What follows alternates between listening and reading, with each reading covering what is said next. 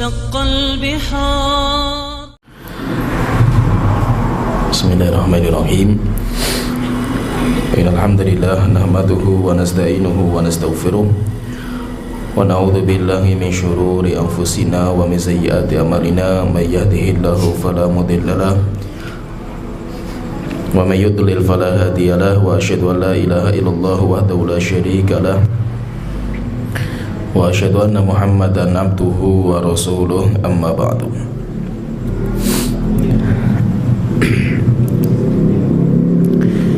Kita melanjutkan kitab Syarh Sunnah yang ditulis oleh Imam Al-Muzani rahimahullah ta'ala.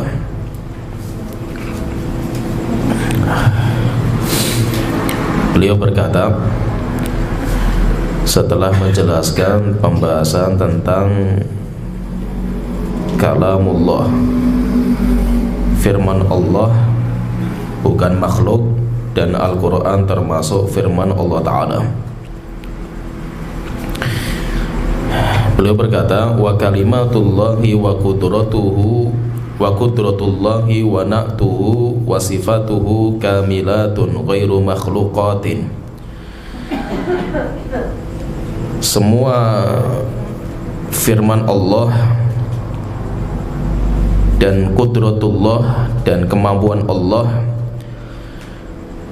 dan sifat Allah kamilatun ghairu makhluqatin, semuanya sempurna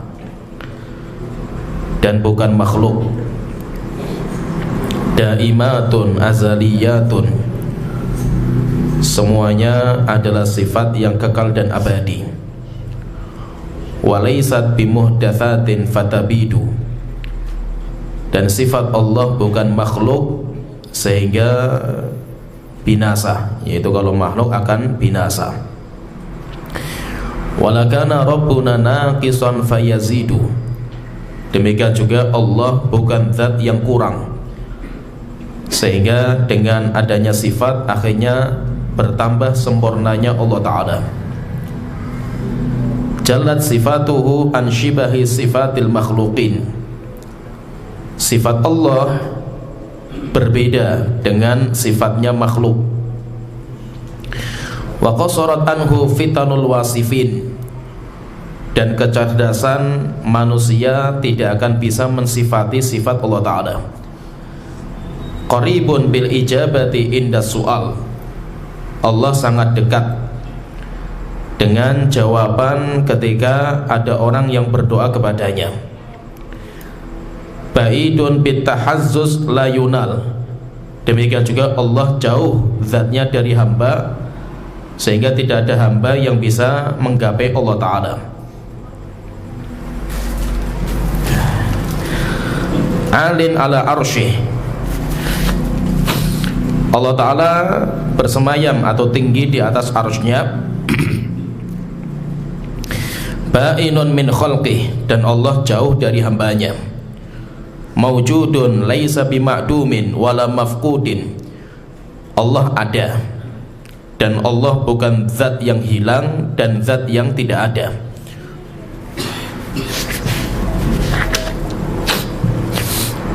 Intinya dalam pembahasan ini, dalam bab ini kita akan membahas tentang global sifat Allah Ta'ala. Dan pembahasan sifat Allah itu lebih penting daripada pembahasan nama-nama Allah Ta'ala. Dan untuk beriman kepada Allah di dalam akidah Ahlussunnah wal Jamaah, beriman kepada Allah harus beriman kepada 4 perkara. Sehingga Ahlussunnah wal Jamaah menetapkan 4 perkara ini. Siapa yang tidak menetapkan 4 perkara, maka dia belum beriman kepada Allah Ta'ala. Jadi beriman kepada Allah harus beriman kepada 4 perkara. Yang pertama, beriman kepada Allah harus beriman kepada wujud Allah Ta'ala, bahwasanya Allah itu ada. Walaupun mata kita, indera kita belum pernah membuktikan keberadaan Allah Ta'ala, tapi Allah itu ada dan kita percaya bahwasanya Allah itu ada. Kalau mata kita nggak bisa melihat Allah, bukan Allah yang nggak bisa dilihat. Allah bisa dilihat, tetapi indera dunia itu sangat lemah. Sehingga ketika ada orang sekarang nggak bisa melihat Allah, yang masalah bukan Allahnya. Allah bisa dilihat, tetapi yang menjadi masalah karena indera duniawi. Sehingga nanti ketika orang itu sempurna inderanya, matanya, telinganya, ketika sempurna, ketika mereka masuk surga, baru mereka nanti mata mereka bisa melihat wajah Allah Ta'ala, telinga mereka baru bisa mendengar firman-Nya Allah Ta'ala. Jadi yang pertama yang harus kita yakini tentang wujud Allah Ta'ala, Allah itu ada. Kemudian yang kedua, beriman kepada Allah. Yang kedua, harus beriman kepada rububiyah Allah, yaitu rububiyah, yaitu Allah itu adalah zat Tuhan satu-satunya. Allah itu adalah sang Tuhan. Tuhan itu memiliki 3 konsekuensi. Jadi kalau kita katakan Allah Tuhan saya, maksudnya kalimat Tuhan itu mengandung 3 konsekuensi. Apa Tuhan itu? Yang pertama, Tuhan itu menciptakan dari sesuatu yang gak ada. Jadi Tuhan itu konsekuensi kalau kita meyakini Allah sebagai Tuhan saya, berarti yang pertama, kita mengakui Allah sebagai pencipta makhluk yang sebelumnya tidak ada. Ini yang pertama. Yang kedua, konsekuensi kalimat Tuhan yang kedua, Allah sebagai perawat makhluk, yang mengatur makhluk. Jadi makhluk yang Allah ciptakan, yang dulunya nggak ada, kemudian Allah adakan, Allah jaga dan Allah rawat. Dirawat dengan apa? Dirawat dengan nikmat-nikmat yang Allah berikan kepada mereka. Sehingga dengan nikmat itu akhirnya makhluk itu bisa hidup, makhluk itu bisa senantiasa ada, keberlangsungan hidupnya itu terjaga karena kenikmatan yang Allah Ta'ala berikan kepadanya. Kemudian yang ketiga, konsekuensi dari iman kepada Tuhan, bahwasanya Allah itu sebagai Tuhan kita, yaitu kita meyakini Allah adalah penguasa, Allah memaksa semua hambanya. Jadi Allah yang menguasai, yaitu maksudnya Allah menguasai dengan takdir. Semuanya berjalan sesuai dengan takdir Allah Ta'ala. Berarti kalau kita katakan Allah itu Tuhan saya, maksudnya apa? Kita meyakini Allah sebagai sang pencipta, yaitu yang menciptakan saya.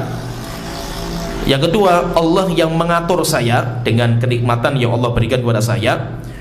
Yang ketiga, dan Allah yang menguasai saya, yaitu menguasai dengan takdir, sehingga segala sesuatu yang terjadi sesuai dengan takdir yang Allah takdirkan kepada saya. Jadi yang kedua, kita harus beriman kepada sifat rububiyah Allah Ta'ala, Allah sebagai sang Tuhan. Kemudian ketiga, beriman kepada Allah. Yang ketiga, beriman kepada uluhiyah Allah. Uluhiyah maksudnya Allah sebagai zat satu-satunya yang berhak untuk disembah. Kalau sembah itu perbuatan kita, kita sholat, kita puasa, kita bernazar, kita berdoa, kita menyembelih, harus kita tujukan hanya kepada Allah Ta'ala semata. Dan ini iman kepada uluhiyah Allah, konsekuensi dari kalimat syahadat.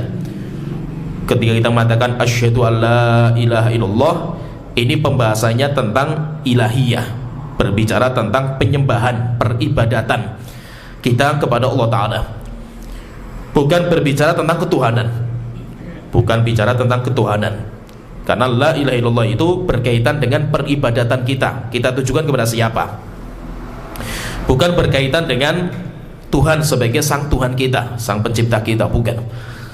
Sehingga sering kita katakan terjemahan la ilaha illallah dengan terjemahan tiada Tuhan selain Allah itu keliru fatal. Karena ilah itu bukan Tuhan, tapi ilah itu sesembahan. Kemudian yang keempat, konsekuensi kita beriman kepada Allah. Yang keempat, kita beriman bahwa Allah memiliki nama-nama dan sifat. Allah memiliki nama-nama dan sifat. Nama-nama Allah dinamakan dengan Asmaul Husna, nama-nama yang indah. Kenapa nama Allah itu dinamakan dengan husna? Nama Allah itu indah karena setiap nama mengandung sifat. Karena setiap nama Allah pasti mengandung sifatnya. Berbeda dengan namanya hamba, nama kita. Kalau nama kita itu hanya mimbabi doa, sekedar doa. Ada orang namanya Soleh. Kenapa dinamakan orang tuanya Soleh? Supaya anak itu menjadi anak soleh. Pasti soleh nggak anak itu? Belum tentu. Kenapa? Karena itu mimbabi doa, harapan yang bisa dikabulkan, bisa tidak. Sedangkan nama Allah, semua nama Allah itu husna. Kenapa husna? Karena setiap nama pasti mengandung sifat. Ketika Allah namanya Al-Ghaffar, kenapa nama Allah itu Al-Ghaffar? Karena Allah memiliki sifat maghfirah, pengampunan. Ketika Allah memiliki nama Ar-Rahman Ar-Rahim, karena Allah memiliki sifat rahmat.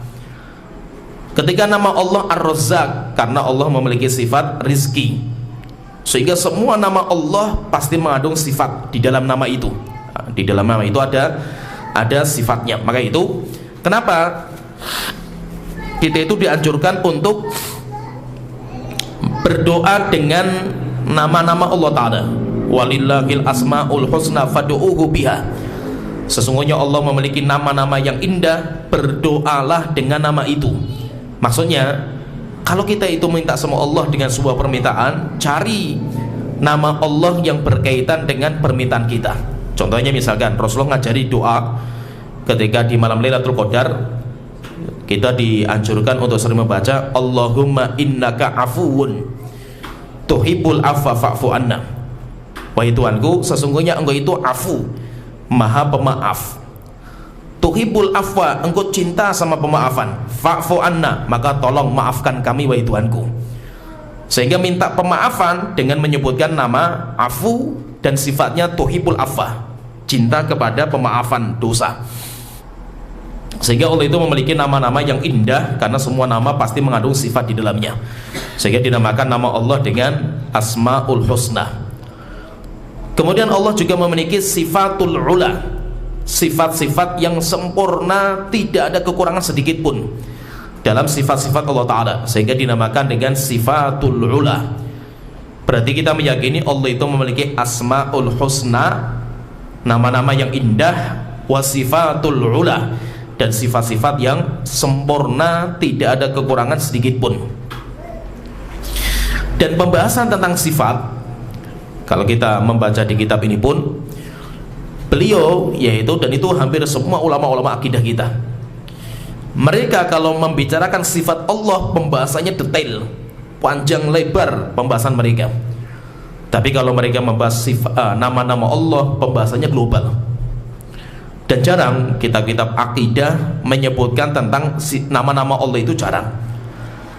Kebanyakan kitab akidah itu membahas tentang sifat Allah Ta'ala. Pertanyaan, kenapa kok nama Allah jarang dikupas sama kitab-kitab akidah para ulama? Karena khilaf antara ahlu sunnah dan ahlul bidah dalam masalah akidah sedikit sekali. Kalaupun ada, sangat sedikit. Kenapa? Karena hampir semua kelompok yang menyimpang semuanya meyakini Asmaul Husna. Tidak ada yang mengingkari Asmaul Husna kecuali cuma satu kelompok, dan itu pun sudah dikafirkan sama para ulama, kelompok namanya Jahmiyah, yang mereka tidak beriman dengan nama-nama Asmaul Husna dan sifat-sifat Allah. Mereka mengingkari Allah nggak punya nama dan Allah nggak punya sifat. Itu cuma Jahmiyah saja. Sedangkan kelompok yang lain semuanya menetapkan nama Allah Ta'ala, sehingga khilafnya sedikit. Maka ketika khilafnya sedikit, maka jarang dikupas. Kenapa? Karena sama, hampir semua orang meyakini Allah memiliki Ar-Rahman, Ar-Rahim.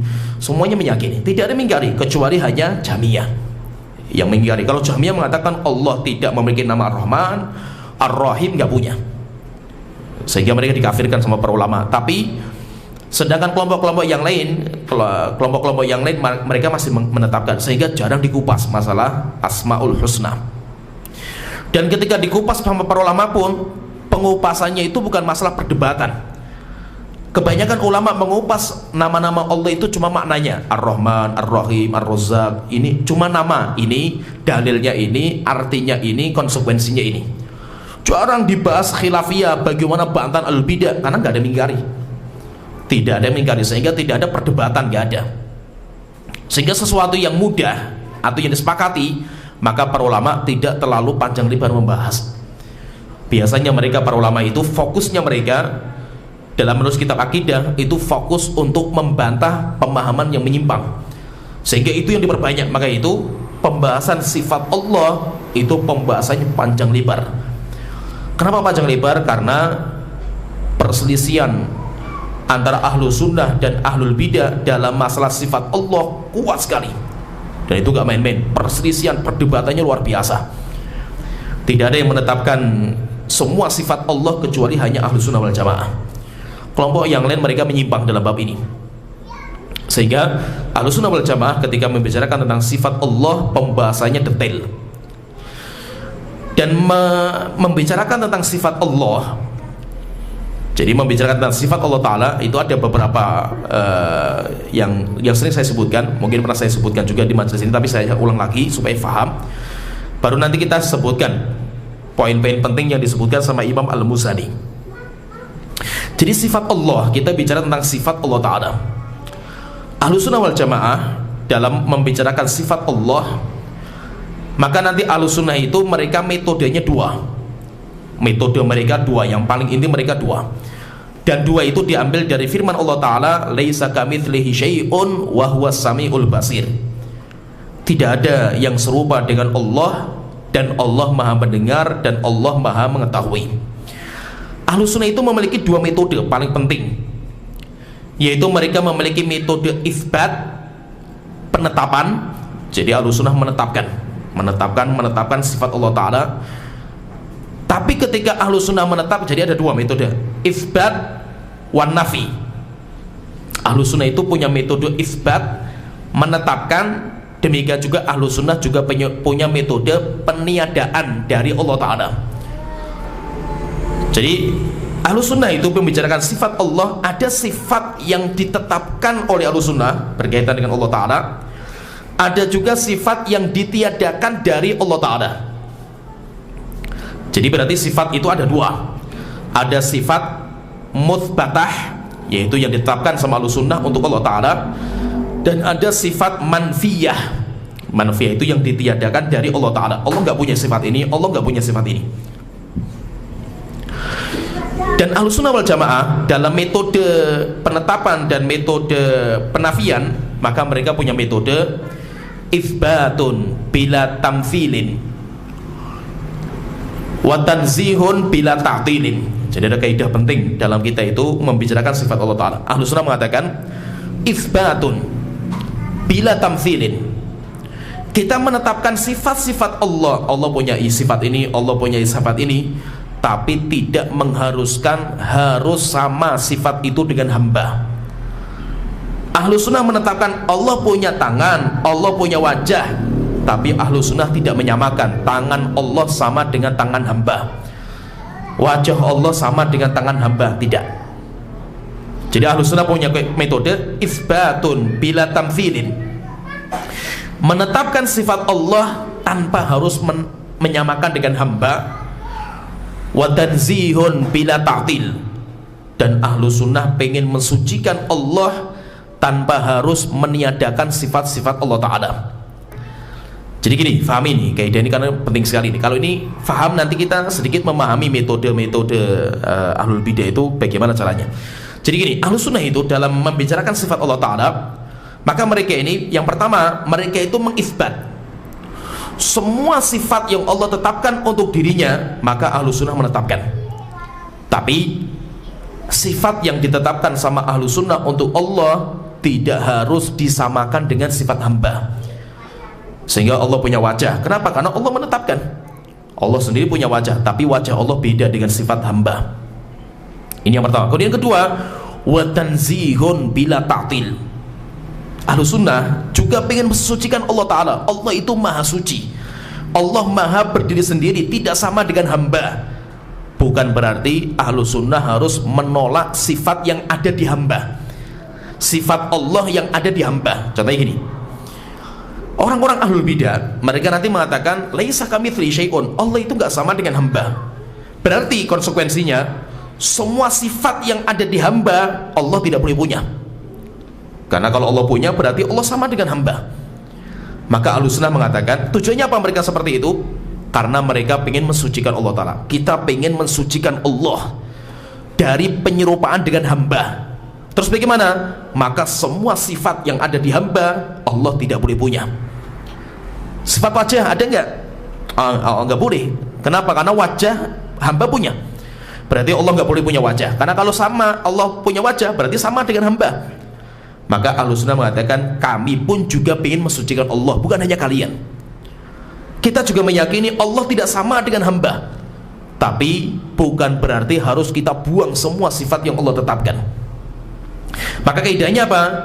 Allah punya wajah, hamba juga punya wajah. Tapi wajahnya Allah dengan wajah hamba berbeda. Sehingga Ahlussunnah menetapkan Allah punya wajah, tapi wajah Allah tidak sama dengan wajahnya hamba. Sehingga itu metodenya Ahlussunnah seperti itu. Maka itu Ahlussunnah wal Jamaah mereka menetapkan semua sifat yang Allah tetapkan dan yang ditetapkan sama Rasulullah SAW. Semua sifat yang ada di Al-Quran ditetapkan oleh Ahlussunnah. Semua sifat Allah dalam hadis Rasulullah ditetapkan sama Ahlussunnah. Dan sifat Allah banyak sekali. Allah punya wajah, wa yabqa wajhu rabbika dzil jalali wal ikram, senantiasa kekal dan abadi wajah Allah. Ahlussunnah menetapkan Allah punya wajah. Allah Ta'ala berfirman, bal yadahu mabsutatan, kedua tangan Allah terbentang luas. Kedua tangannya Allah. Ahlussunnah mengatakan Allah punya dua tangan. Rasulullah ketika mengatakan Allah turun ke langit dunia sepertiga malam yang akhir, berarti Allah turun, sifat juga itu.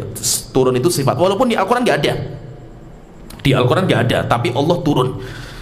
Demikian juga Allah itu marah, Allah ridho, dan yang lainnya.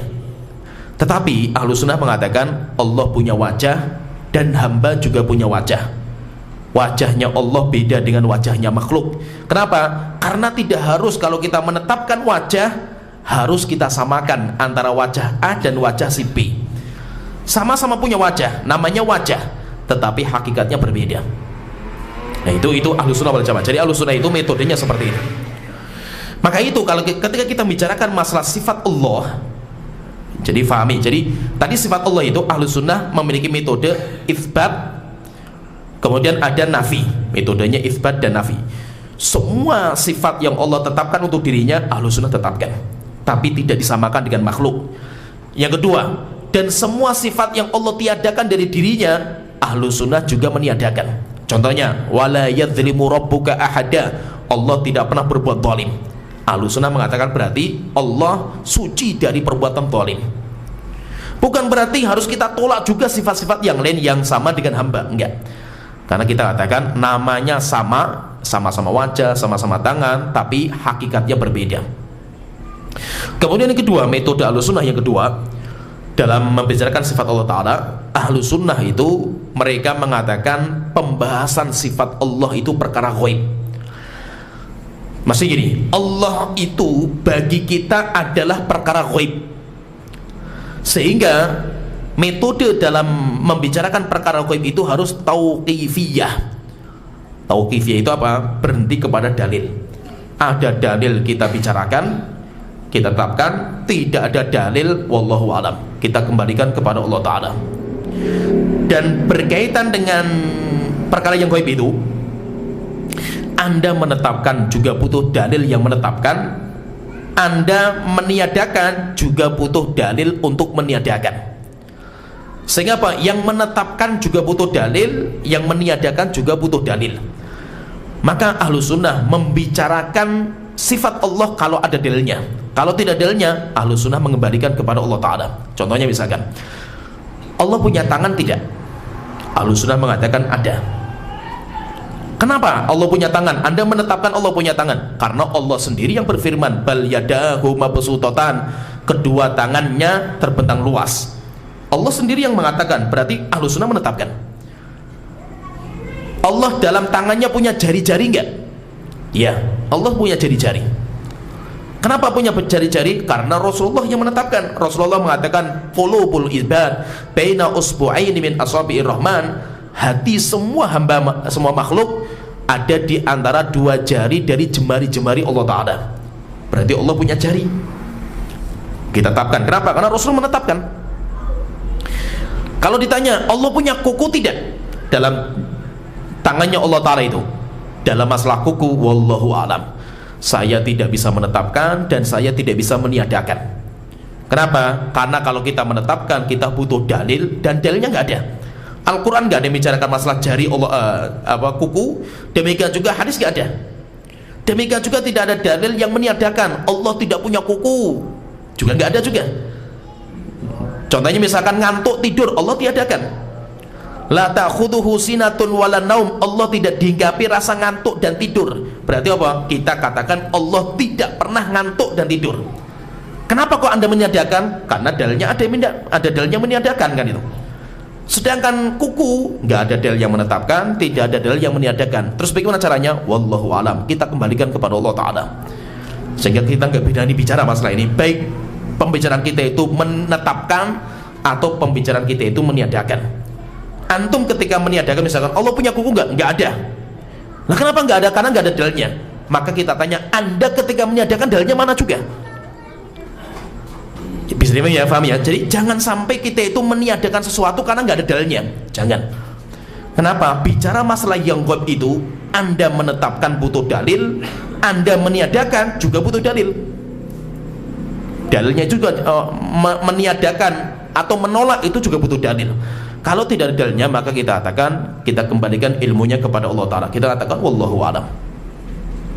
Kemudian yang ketiga yang perlu kita fahami dalam membicarakan sifat Allah Ta'ala. Jadi yang pertama tadi fahami, saya sebutkan tiga kaidah saja, nanti setelah itu kita masuk. Yang pertama tadi saya ulang lagi, ahlu sunnah metode dalam membicarakan sifat Allah, mereka itu menetapkan semua yang Allah tetapkan, tapi ahlu sunnah tidak menyamakan dengan sifat hamba. Ifbatun bila tamfilin. Ketika kita menetapkan Allah punya sifat, tidak harus disamakan sifat itu dengan sifat hamba. Wa tanzihun bila ta'til, dan ahlu sunnah juga sama dengan mereka ahlu bidah, yaitu apa? Kita ingin mensucikan Allah Ta'ala, tapi bukan berarti kalau mensucikan Allah harus kita tiadakan, harus kita tolak semua sifat yang ada di makhluk. Kita ingin mensucikan Allah, tapi dengan kita tetapkan sifat wajah, sifat tangan. Mana yang kita sucikan? Yang kita sucikan itu persamaan. Kita menetapkan Allah punya wajah, tapi kita ingin mensucikan Allah dari persamaan dengan hamba. Bukan kita mensucikan Allah dengan kita menolak sifat itu, enggak. Sifat itu kita tetapkan, tapi kita mensucikan Allah dari persamaan. Sifat itu beda dengan sifatnya hamba. Ini yang pertama, kaidah yang pertama. Yang kedua, Allah itu bagi kita adalah ghaib. Allah itu bagi kita adalah ghaib. Ghaib itu karena enggak terindra. Maka membicarakan perkara yang ghaib harus butuh dalil, namanya tauqifiyah. Ada dalil kita tetapkan, ada dalil yang meniadakan kita tiadakan. Tidak ada dalilnya, maka kita nggak boleh menetapkan dan kita tidak boleh meniadakan. Kemudian yang ketiga, ahlu sunnah memperingatkan dari 5 perkara racun dalam bicara masalah sifat Allah Ta'ala. Ada 5 perkara yang harus dijauhi sejauh-jauhnya dalam kita itu membicarakan sifat Allah Ta'ala. Dan Ahlussunnah membebaskan diri mereka dari ini. Ini semuanya harus kita buang. 5 perkara itu harus kita buang ketika kita membicarakan tentang sifat Allah Ta'ala. Dan 5 ini nanti semuanya ada kelompoknya masing-masing. Ada kelompok ini, kelompok ini, kelompok ini, kelompoknya ada masing-masing. Ahlussunnah berlepas diri dari semua. Yang pertama yang harus kita buang, dalam membicarakan sifat Allah adalah ta'til. Sehingga nanti ada kelompok sendiri namanya mu'attilah. Kelompok-kelompok yang mentaktil sifat Allah Ta'ala. Apa itu ta'til? Ta'til itu menolak sifat Allah yang disebutkan oleh Allah dalam Al-Quran dan oleh Rasulullah SAW dalam hadisnya. Contohnya misalkan Allah berfirman di dalam Al-Quran, misalkan masalah wajah, wa yabqa wajhu rabbika dzil jalali wal ikram, senantiasa kekal dan abadi wajah Allah Ta'ala. Tiba-tiba datang orang mengatakan, enggak, Allah enggak punya wajah. Orang yang menolak sifat yang Allah tetapkan dalam Al-Quran atau Rasulullah tetapkan, maka itu dinamakan dengan ta'til. Orang yang mengamalkan seperti ini namanya kelompok, namanya mu'attilah. Kelompoknya namanya mu'attilah. Dan nanti ta'til itu banyak, mereka pun bertingkat-tingkat. Ini yang pertama, jadi ta'til yang harus kita jauhi itu ta'til. Yang kedua yang harus kita jauhi itu tashbih. Tashbih itu apa? Orang yang menetapkan sifat Allah tapi menyamakan sifat itu dengan sifat hamba. Allah punya wajah, punya, karena Allah berfirman wa yabqa wajhu rabbika dzul jalali wal ikram. Allah punya tangan enggak? Punya, karena Allah telah berfirman bal yadahu mabsutatan. Tapi wajah Allah sama dengan wajah kita, tangan Allah sama dengan tangan kita ini. Nah, ini namanya kelompok, namanya tashbih. Tashbih itu perbuatannya. Sedangkan orangnya yang mentashbih namanya musyabbihah. Kelompoknya namanya kelompok musyabbihah. Atau kalau lebih tenarnya namanya mujassimah. Namanya mujassimah. Nanti kalau kita baca di internet gak usah kaget dengan istilah-istilah seperti itu. Jadi kelompok namanya musyabbihah, dan itu ada. Dan itu sebenarnya orang-orang Syiah, demikian juga orang-orang Kristen, itu mereka itu musyabbihah. Ya, mentashbih khalik dengan makhluk. Jadi Allah disamakan dengan Isa. Seperti orang musyrik. Musyrik itu seperti itu, menyamakan Allah dengan berhala. Itu namanya musyabbih, menyamakan Allah dengan makhluk. Ini yang kedua. Kemudian yang ketiga yang kita jauhi itu adalah takwil. Takwil. Takwil itu apa? Takwil itu memalingkan makna kepada makna yang lain. Contohnya misalkan Allah itu punya wajah enggak? Enggak, Allah enggak punya wajah. Nah, terus bagaimana dengan firman Allah Ta'ala wa yabqa wajhu rabbika dzil jalali wal ikram? Itu wajah itu artinya kehormatan.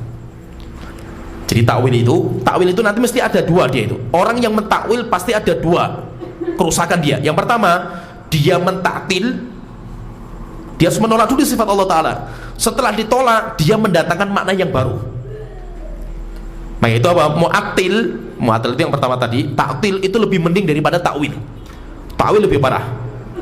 Kalau mentaktil, ditanya Allah punya wajah enggak? Enggak punya. Wes selesai. Bagaimana dengan ayat itu? Enggak, saya enggak percaya dengan ayat itu, saya enggak beriman. Kalau yang ini takwil, enggak.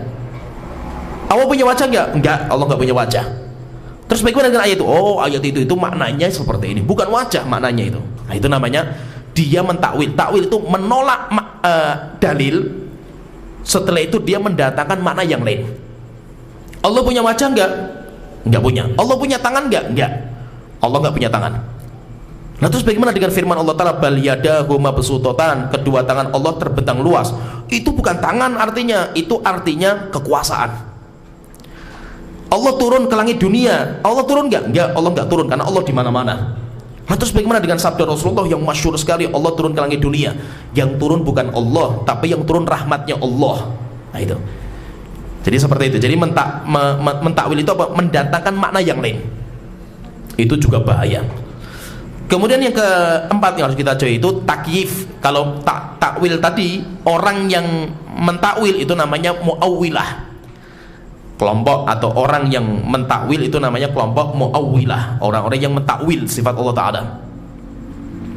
Kemudian yang keempat yang harus kita jauhi itu, yang keempat adalah takyif.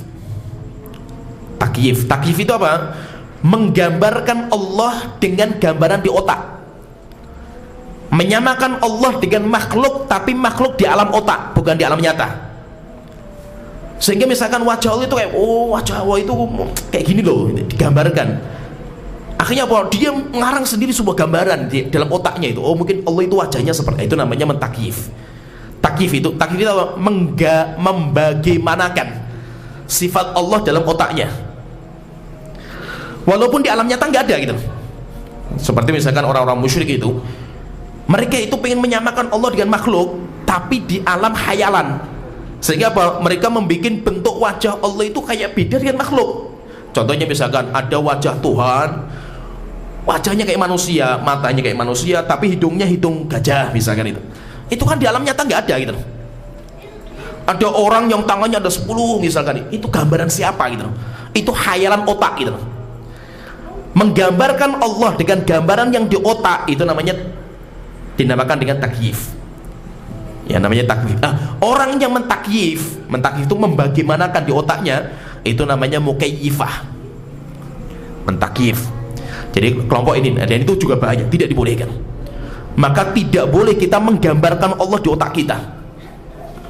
Misalkan oh mungkin wajah Allah kayak gini bentuknya, tangan Allah mungkin seperti ini ya, Allah bersemayam di atas arsy, mungkin gambarnya seperti ini. apa yang kita gambarkan di otak kita itu makhluk.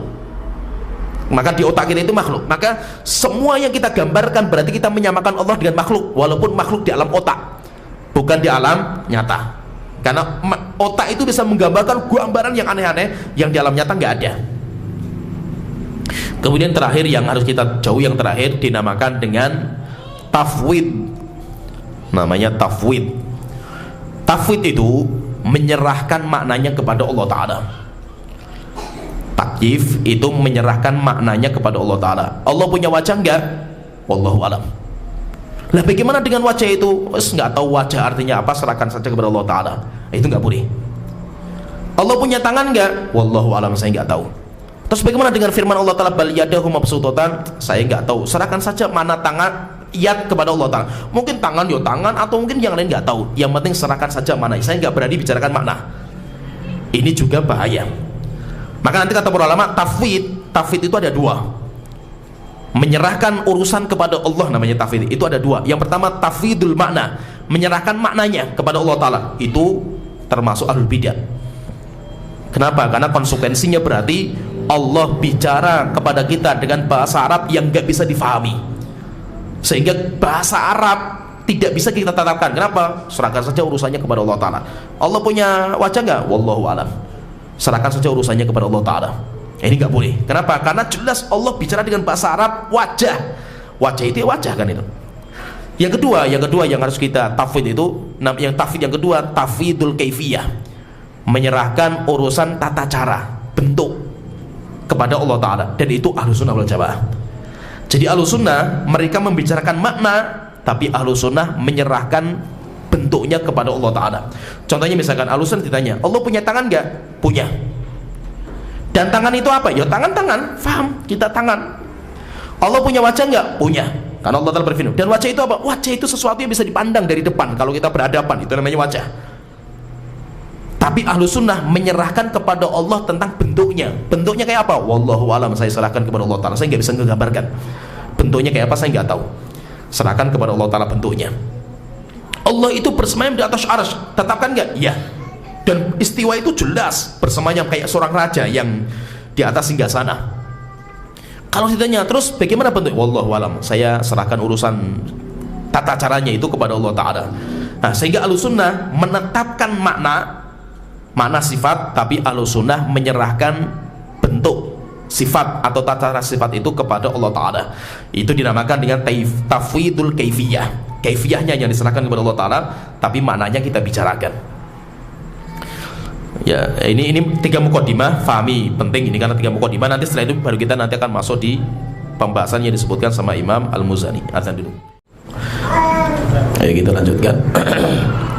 Al-Imam Al-Muzani rahimahullah ta'ala beliau berkata, wa kalimatullahi wa qudratullahi wa na'tuhu wa sifatuhu kamilatun. Firman Allah dan kudrah itu kemampuan, itu semuanya masuk ke sifat. Jadi firman itu adalah sifat, yaitu sabda kalau Nabi Muhammad, atau ucapan kalau kita. Demikian juga kudrah, kemampuan Allah, itu semuanya sifat. Dan semua sifat Allah semuanya itu kamilatun ghairu makhluqatin. Semua sifat Allah sempurna, tidak ada kekurangan sedikit pun. Maka semua sifat yang mengandung sisi kekurangan, maka harus kita tiadakan dari Allah Ta'ala. Contohnya misalkan tangan. Versi kita, versinya yaitu di budaya kita itu manusia punya 2 tangan. Ada tangan kanan, ada tangan kiri. Dan versi kita orang normal, tangan kanan lebih sempurna daripada tangan kiri. Kecuali kalau orang yang dia itu tidak seperti kebanyakan manusia, kidal, tangan kirinya lebih kuat daripada tangan kanannya.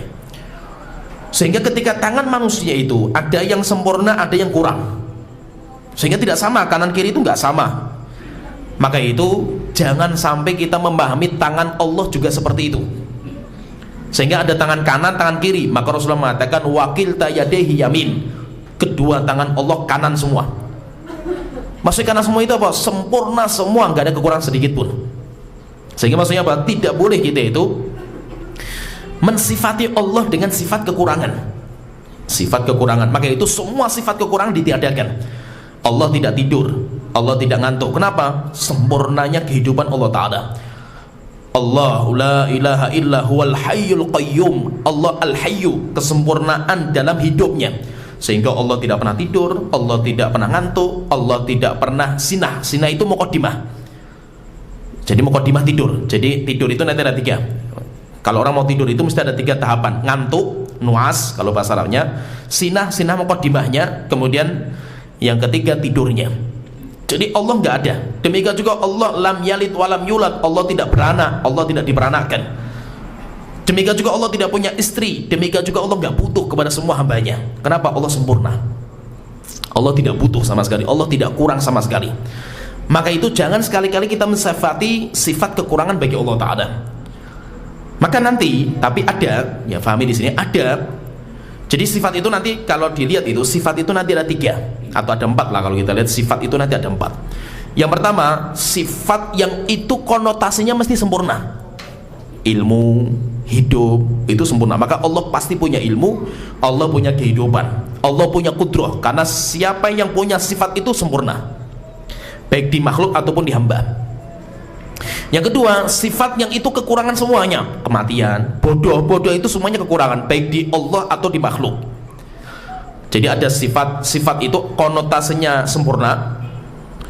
Kemudian yang kedua, ada sifat yang konotasinya jelek, tidak sempurna, maka harus kita tiadakan dari Allah Ta'ala.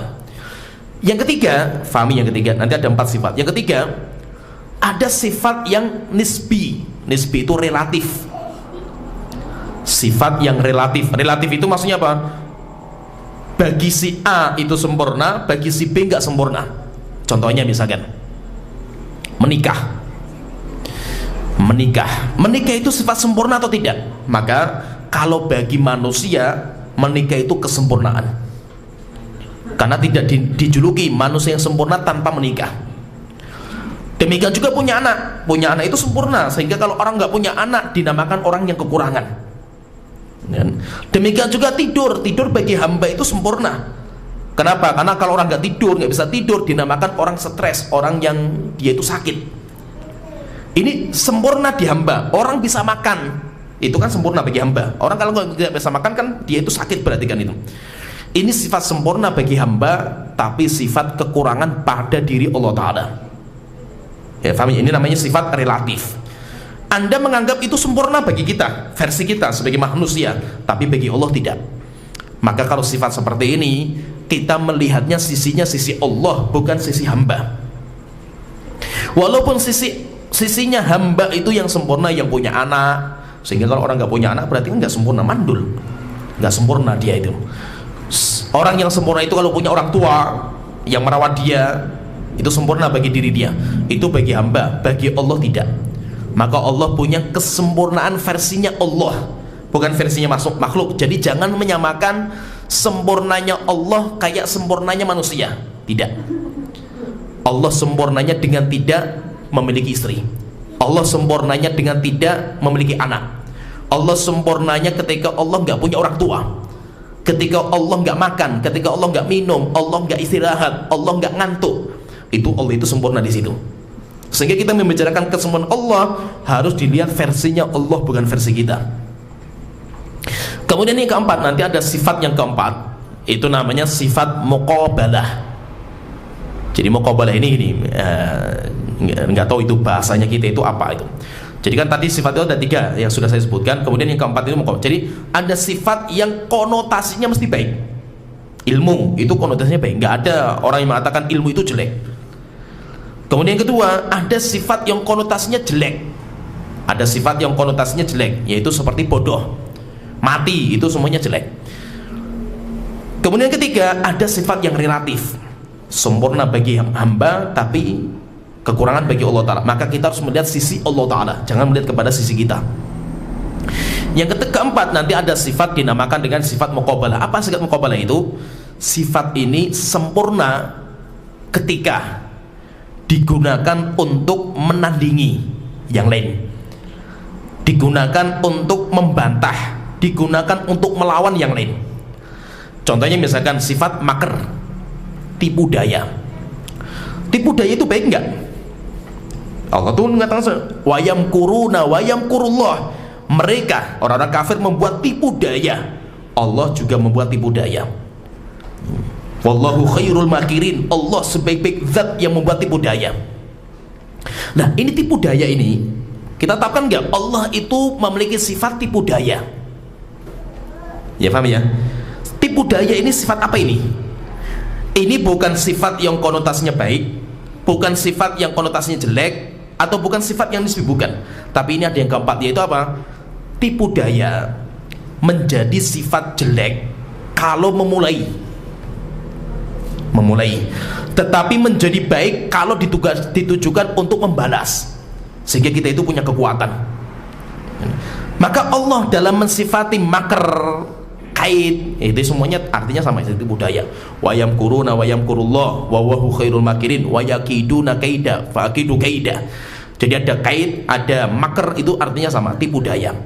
Pasti ketika Allah menetapkan Allah itu menipu daya orang-orang kafir, itu mesti dimulai dengan mereka dulu. Mereka membuat makar, Allah balas makar mereka, dan Allah sebaik-baik zat yang membuat makar. Bisa ya, paham ya? Terus bagaimana kita tetapkan nggak makar ini? Tetapkan dalam posisi Allah membantah makarnya orang kafir. Sehingga kalau ditanya Allah itu memiliki makar nggak? Ya, Allah memiliki makar kepada orang-orang yang membuat makar kepada Allah Ta'ala. Tapi kalau ditetapkan secara global, kayak Allah hidup, Allah punya ilmu, nggak boleh. Allah punya makar, nggak boleh kalau seperti itu. Tapi harus kita kaitkan Allah punya makar kepada orang-orang yang membuat makar kepada Allah Ta'ala. Nah, sifat seperti ini itu dinamakan dengan nanti sifat muqabalah, menjadi sempurna ketika ditujukan untuk membalas. Menunjukkan apa? Menunjukkan bahwasanya Allah itu bisa, tapi Allah tidak berzalimi kepada seorang hamba. Maka beliau mengatakan semua sifat Allah itu kamilatun, semuanya sempurna. Ghairu makhluqatin, tidak ada satu sifat Allah yang makhluk. Sifat ini, jadi sifat itu mengikuti dengan apa yang disifati. Kenapa? Karena sifat itu gak bisa berdiri sendiri. Contohnya misalkan ilmu, tidak mungkin saya ke sini, ilmu saya ke sana, nggak bisa. Ilmu saya itu nempel pada diri saya. Hidup itu kan sifat. Hidup itu mensifati yang dihidupi. Ketika saya di sini, ya kehidupan saya ngikuti saya. Maka sifat itu mengikuti mausuf. Mausuf itu zat yang disifati. Ketika zat yang disifati itu makhluk, maka sifat yang mensifatinya semuanya makhluk. Ketika yang disifati itu adalah bukan makhluk, maka sifat yang mensifati itu juga bukan makhluk. Bisa dipahami ya, paham ya? Jadi sifat itu mengikuti yang disifati. Kalau yang disifati itu makhluk, maka semuanya makhluk. Contohnya saya makhluk, maka semua sifat yang ada dalam diri saya semuanya makhluk. Tinggi, kemudian misalkan sifat saya marah, sifat saya itu tidur, sifat saya, semua itu adalah makhluk semua. Sedangkan Allah yang bukan makhluk, maka semua sifat Allah semuanya bukan makhluk. Kenapa? Karena sifat itu nempel pada zat yang disifati. Tidak mungkin sifat itu berdiri sendiri, nggak mungkin. Bisa dipahami ya, paham ya? Maksudnya daimatun azaliyatun, dan semua sifat Allah itu daimat, kekal, seperti zatnya Allah yang kekal. Dan azaliyah itu yaitu tidak berawal. Jadi gini, sifat itu nanti sifat Allah itu nanti sifat Allah itu ada dua. Ada yang dinamakan dengan sifat zatiyah. Zatiyah itu sifat yang menempel pada zat. Kalau ini tidak dimulai dan tidak diakhiri, sehingga Allah Ta'ala mengatakan huwal awwalu wal akhiru, dialah Allah zat yang awal dan yang akhir. Maksudnya Allah tidak berawal dan tidak berakhir. Itu namanya sifat zatiyah. Tapi ada juga sifat yang muncul karena kehendak.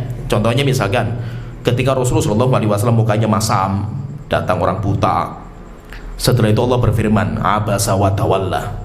Berarti firman Allah itu baru muncul ketika Nabi Muhammad mukanya masam.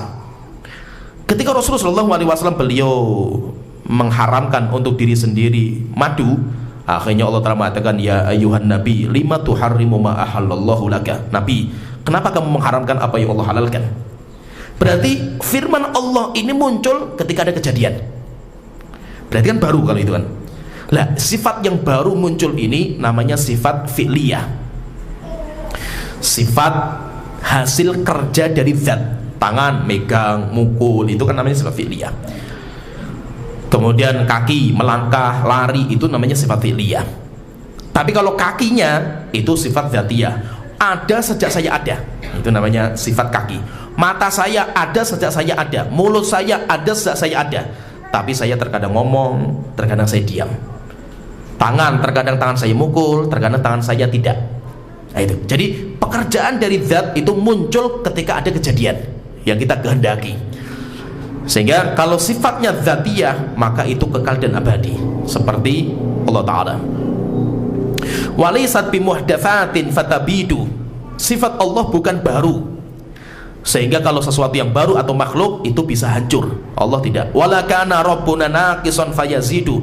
Dan Allah bukan zat yang kurang. Sempurna kapan? Ketika punya sifat itu. Contohnya gini, saya contohkan ya. Saya misalkan ada orang bisu, kurang dia kan, berarti dia itu kurang. Kapan menjadi sempurna? Ketika dia itu bisa ngomong.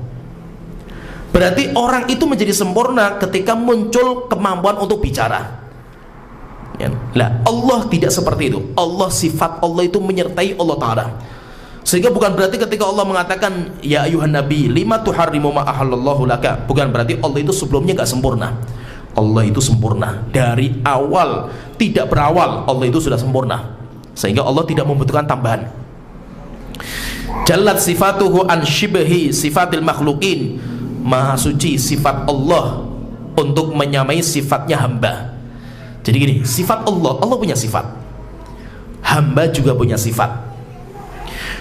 Sifat Allah dan sifat makhluk ada satu penyamaan. Ada satu penyamaan, yaitu apa? Sama-sama namanya itu, yaitu sama dalam nama. Contohnya misalkan Allah punya wajah, saya juga punya wajah, namanya wajah. Sama dalam nama wajah. Tapi di alam nyata atau hakikatnya itu pasti beda. Tidak mungkin sama. Wajah orang kembar saja bisa beda. Orang kembar saja bisa. Antara makhluk A dengan makhluk B saja beda itu. Apalagi antara makhluk dengan Khaliq. Walaupun apa? Memiliki segi persamaan. Samanya di mana? Samanya dalam namanya. Namanya wajah, namanya tangan, namanya turun, ya kan? Namanya marah. Marah itu kan hamba juga punya nama marah kan itu. Namanya sama, tapi hakikatnya beda. Contohnya misalkan manusia dengan rumah saja ada persamaan sifat. Contohnya apa? Manusia punya misalkan wajah, rumah juga punya wajah rumah, yaitu halamannya. Berarti kan ada penyamaan juga. Jadi ada yaitu ada nama yang menyamakan. Kenapa? Karena dengan nama itu kita itu bisa bicara gitu loh. Kita itu bisa bicara karena ada nama yang menyamakan itu. Sehingga semua sifat itu mesti ada segi persamaan. Persamaan di mana? Di namanya. Contohnya gini, saya dengan HP ada persamaan. Samanya di mana? Sama-sama ada. HP ada, saya ada. Kan ada, yaitu ada persamaan itu mesti ada. Maka itu antara sifat Allah dengan sifat hamba mesti ada segi persamaan. Persamaannya di mana? Sama dalam nama, tapi hakikatnya beda. Antara kenikmatan surga dengan kenikmatan dunia saja namanya sama. Di surga itu ada anggur, ada khomer, ada madu, ada bidadari perempuan, berarti kan. Demikian juga ada anak-anak, ada namanya sama, tapi hakikatnya jauh sekali beda. Kalau seandainya sama-sama makhluk saja beda, apalagi antara Allah dengan makhluk, jauh sekali hakikatnya berbeda. Wa qasarat anhu, jadi itu untuk membantah syubhatnya orang-orang musyabbihah. Beliau ingin membantah syubhatnya orang musyabbihah. Setelah itu beliau mengatakan wa qasarat anhu fitanul fasifin, dan semua kecerdasan otak semuanya tidak mampu menggambarkan Allah Ta'ala, sehingga Allah tidak bisa digambarkan. Kalau ini untuk membantah siapa ini? Jadi beliau mengatakan qasarat anhu fitanul wasifin, kecerdasan orang-orang yang bisa menggambarkan semuanya buntu ketika disuruh menggambarkan sifat Allah Ta'ala. Itu bantahan kepada kelompok namanya tadi apa itu, termasuk apa penyakit apa ini? Menggambarkan dalam otak. Menggambarkan dalam otak namanya takyif. Sehingga Allah tidak bisa digambarkan. Hatta orang itu cerdasnya kayak apa, nggak bisa. Pertanyaan misalkan, loh kenapa kok Allah itu nggak bisa digambarkan? Karena otak Anda, otak kita ini tidak bisa menggambarkan sesuatu kecuali dengan satu dari tiga perkara. Yang pertama, karena kita pernah melihat langsung. Contohnya misalkan ya, antum tak suruh lihat HP, coba lihat HP saya nih. Setelah itu coba antum gambarkan di otak antum, HP tak simpen, gambarkan. Bisa nggak? Bisa, karena memori sudah ada di sini. Memori sudah saya foto, gambaran tadi sudah saya simpan di sini, sehingga saya di otak saya bisa menggambarkan. Yang pertama melihat langsung, atau yang kedua melihat sesuatu yang serupa. Saya mengatakan saya punya HP di rumah seperti ini persis, cuma warnanya putih. Bisa gambarkan nggak antum? Bisa, tergambar di otak antum, bisa tergambarkan.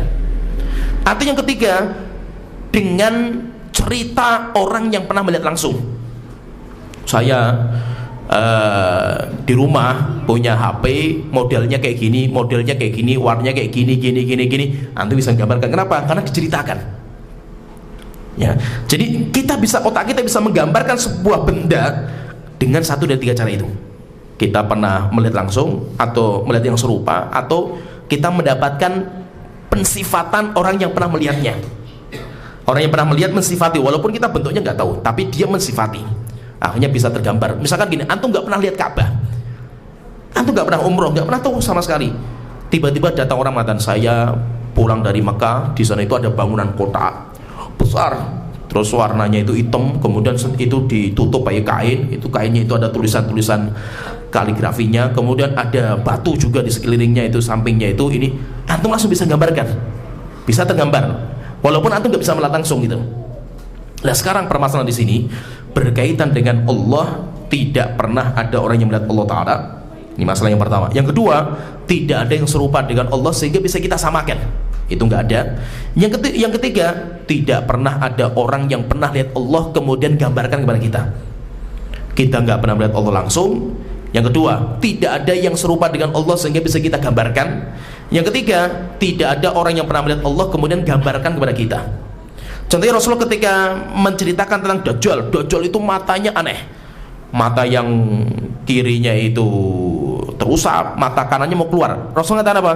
Mirip dengan Ibnu Qatan. Ibnu Qatan itu orang Yahudi di situ. Akhirnya para sahabat langsung, oh kayak gitu.